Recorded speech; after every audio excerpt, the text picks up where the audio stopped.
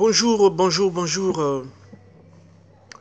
Je suis dans la joie ce matin de venir encore vous présenter quelque chose que Dieu a mis dans mon cœur.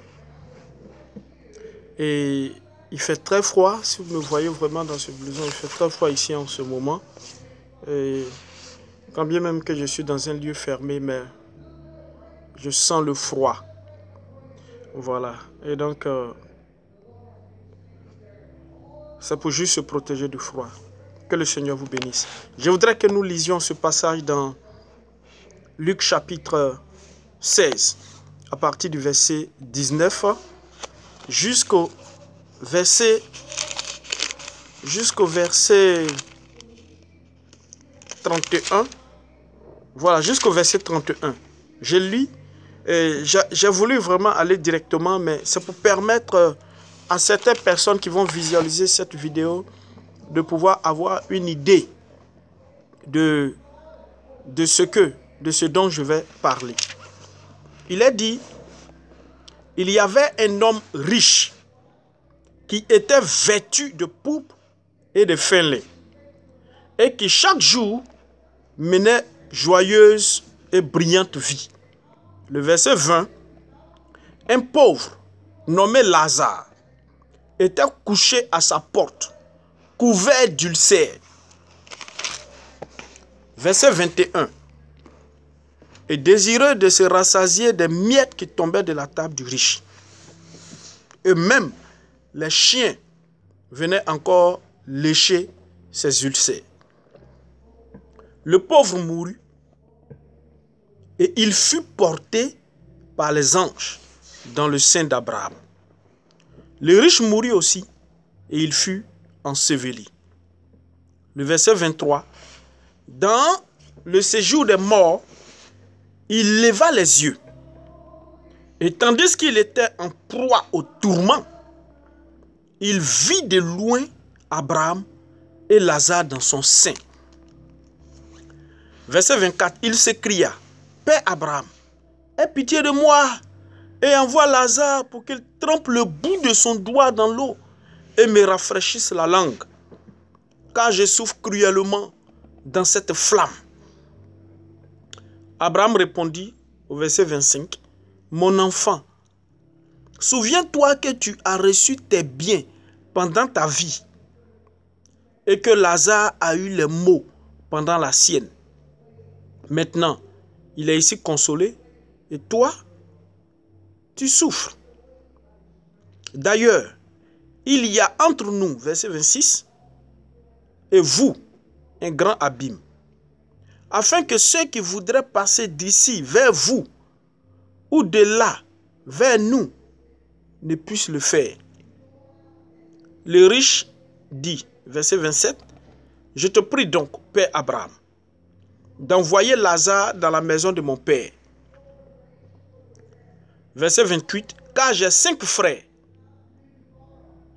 C'est pour qu'il leur atteste ces choses, afin qu'ils ne viennent pas aussi dans ce lieu de tourment. » Verset 29, Abraham répondit, « Ils ont Moïse et les prophètes, qu'ils les écoutent. » Et il dit, « Non, Père Abraham, mais si quelqu'un des morts va vers eux, ils se repentiront. » Verset 31, et Abraham lui dit, « S'ils n'écoutent pas Moïse et les prophètes, ils ne se laisseront pas persuader quand même quelqu'un des morts ressusciterait. » Amen.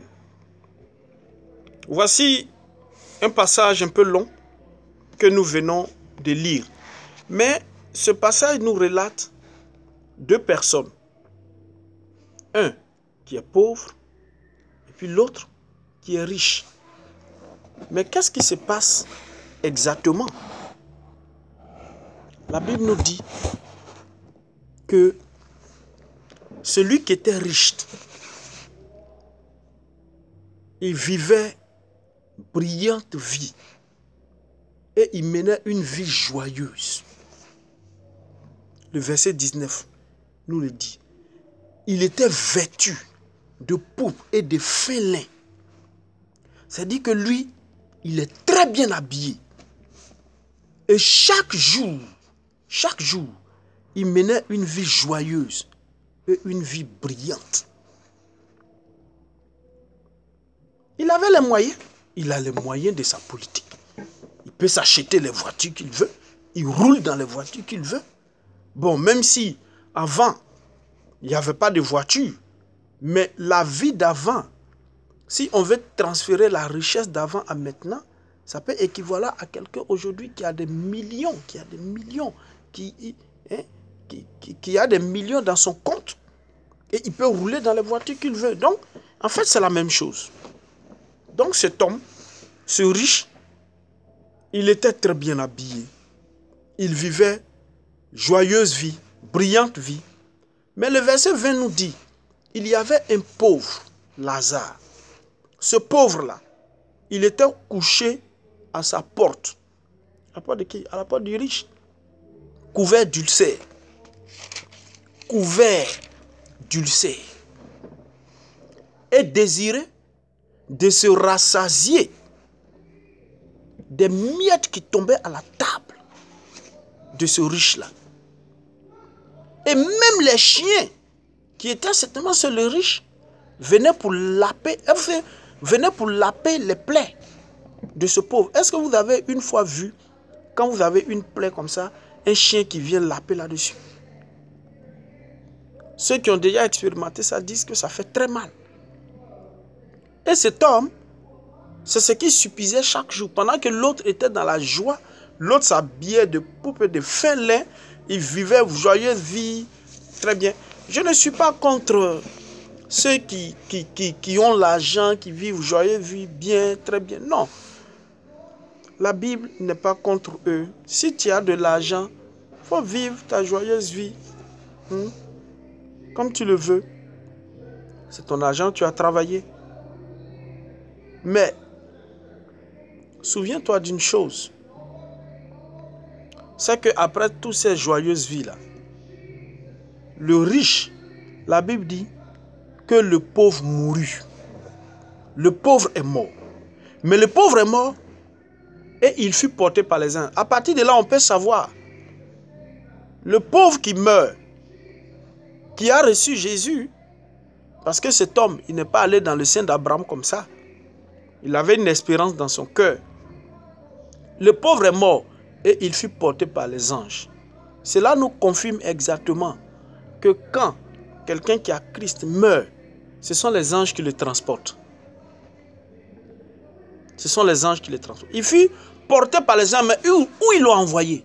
Ils l'ont envoyé dans le sein d'Abraham. Ce n'est pas dans le paradis encore. Le lieu, ce n'est pas là-bas. Le lieu que Dieu est en train de préparer, la nouvelle Jérusalem. Mais il est dans le sein d'Abraham où il va se reposer. Pendant que le riche mourut aussi, le pauvre est mort d'abord et il fut transporté par les anges. Mais le riche mourut aussi et il fut enseveli.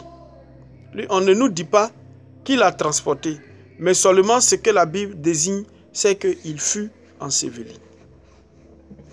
Et le verset 23 nous précise que dans le séjour des morts, cet homme, ce riche-là, a levé les yeux et tandis qu'il était en proie au tourment. Vous savez, dans le séjour des morts, là, ce n'est pas la joie là-bas.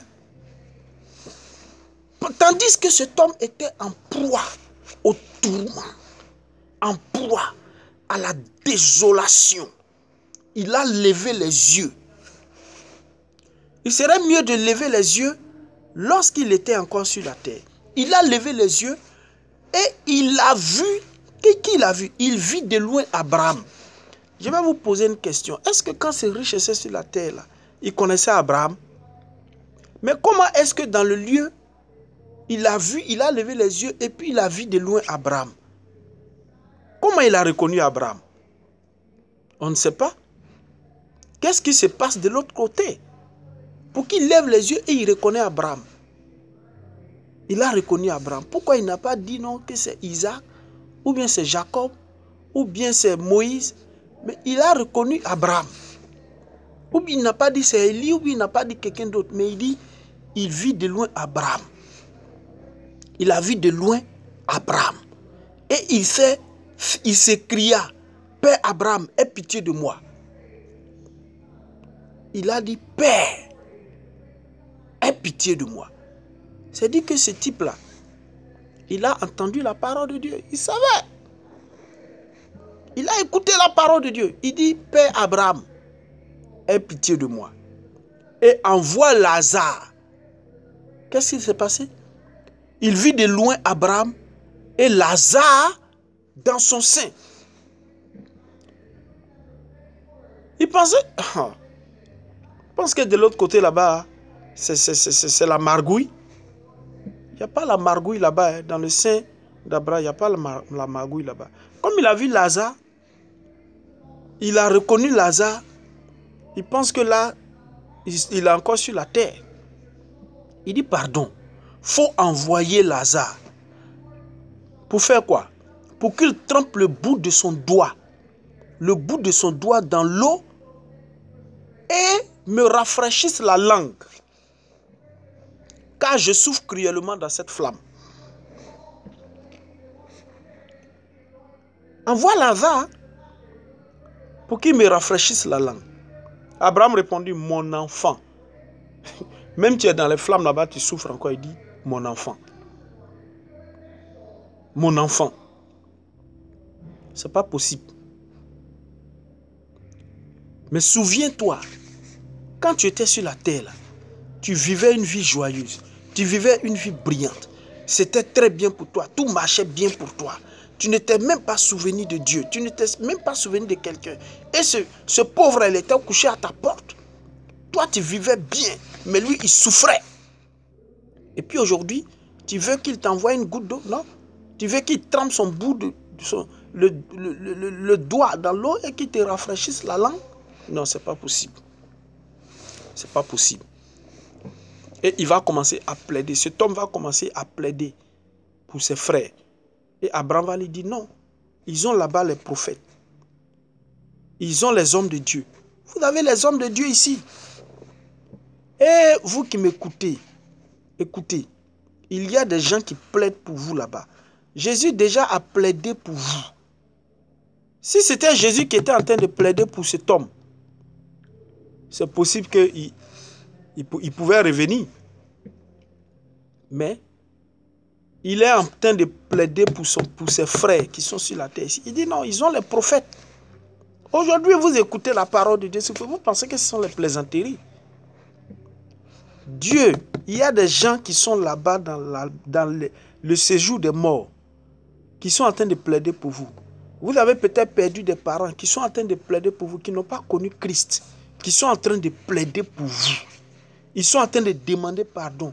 Envoyer des gens pour qu'ils disent à nos frères qui sont là-bas, il ne faut pas qu'ils viennent ici. Lisez le passage. Parce qu'on souffre si cruellement. Il dit non. Ils ont l'archange là-bas qui les prêche. Je suis là, je suis en train de vous parler. Mais cela ne vous dit rien. Vous avez les hommes de Dieu qui vous parlent au travers Facebook. Des églises sont ouvertes partout où vous pouvez entendre l'évangile de Christ. Mais cela ne vous dit rien. Vous pensez que on est en train de chanter en l'air. Mais il y a des gens qui sont en train de souffrir dans le séjour des morts et qui pleurent pour ne pas que vous arriviez là-bas. Mais Abraham dit, ils ont les prophètes, ils ont les hommes de Dieu, ils ont les prédicateurs qui les écoutent.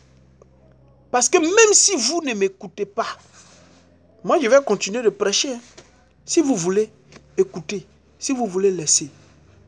Mais si vous espérez que quelqu'un ressuscite avant que vous ne recevez la parole de Dieu, Abraham dit, même si je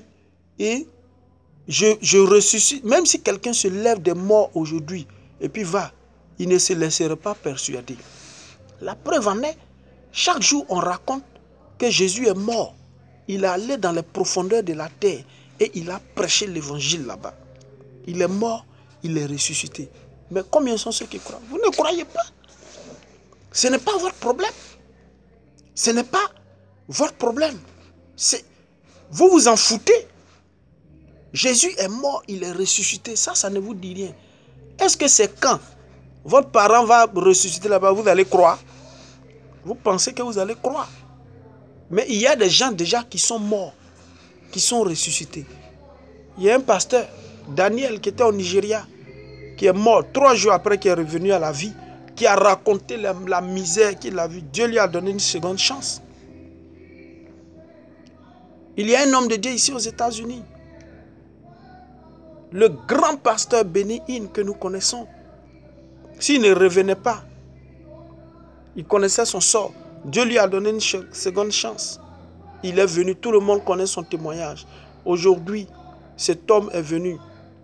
Il est en train de témoigner que les gens acceptent Christ. Tu es dans la boisson. Tu vis une vie de misère. Tu cours de gauche à droite. Tu penses que c'est ça qui est la vie. La vraie vie, là, c'est en Christ. Sache que tu peux faire tout ce que tu veux sur la terre. Tu peux t'habiller bien comme ce riche-là. Ce n'est pas ça qui est mauvais. Mais il faut t'habiller en ayant Christ dans ton cœur. C'est ce qui est parfait. Tu peux vivre une vie brillante, une vie joyeuse sur la terre. C'est très bien, mais avec Christ. C'est ce qui est complet, c'est ce qui est parfait. Mais tu t'en fous de Dieu, tu vis ta vie que tu veux. Demain, quand tu vas me voir dans le sein d'Abraham, tu vas dire, lui là, je le connaissais sur la terre. Pardon, dis à l'archange Simon de tremper son doigt dans l'eau pour me rafraîchir là-bas. Moi, je ne te connaîtrai pas là-bas. Hein.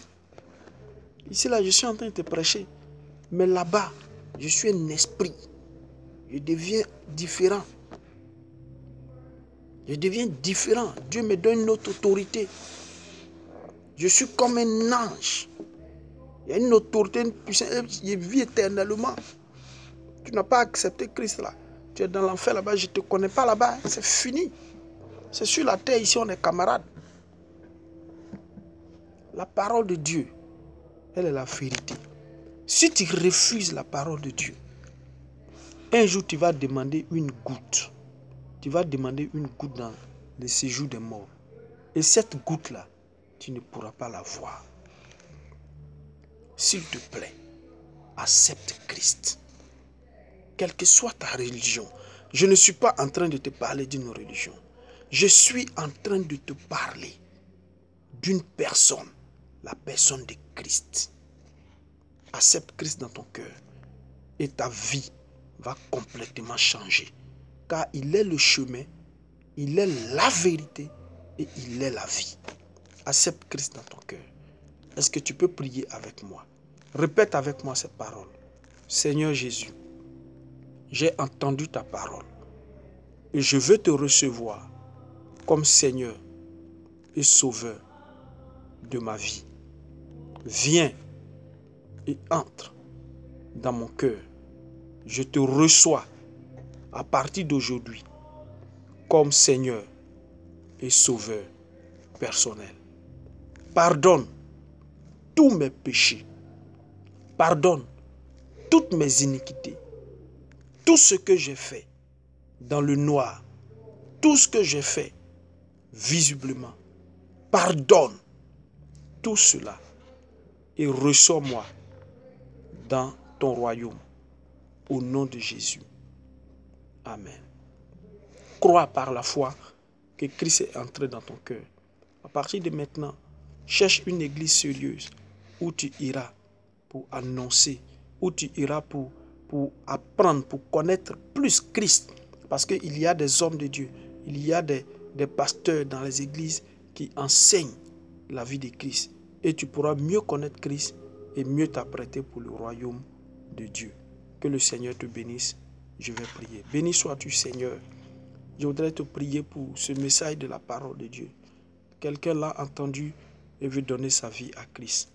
Entre dans sa vie et change sa vie à partir de maintenant. Au nom de Jésus-Christ de Nazareth, je t'ai prié. Amen.